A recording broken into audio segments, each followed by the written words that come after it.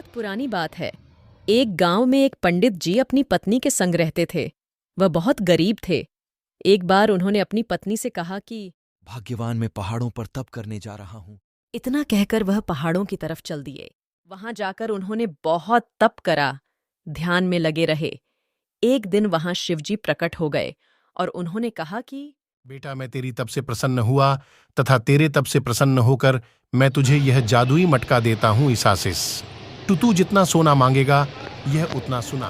इतना कहकर शिवजी चले गए और पंडित जी भी घर की ओर निकल पड़े। और घर आकर उन्होंने अपनी पत्नी से कहा कि भाग्यवान ये मटका शिवजी ने दिया है, इससे हम जितना सोना मांगेंगे ये उतने सोने के सिक्के देगा।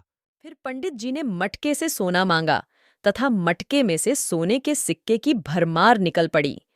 अब पंडित जी ने सोने के सिक्के से अपने नए बिजनेस तथा फैक्ट्रियां शुरू करें और वह बहुत अमीर हो गए हैं। उन्होंने नए घर भी खरीद लिया। एक बार उनके पड़ोसी ने उनको सोने के सिक्के निकलते हुए मटके से देख लिया तथा उसे मटकी के जादू के बारे में पता चल गया। उसके मन में लालच आ गया और उसने मटकी रात में चुरा ली तथा उसे जंगल में ले जाकर उसे सोना मांगने लगा। परंतु लालच के कारण उसके मटके में से सांप निकल गया, जिसने उसे काट लिया। इस कहानी से हमें यह सीख मिलती है कि लालच बुरी वाला है।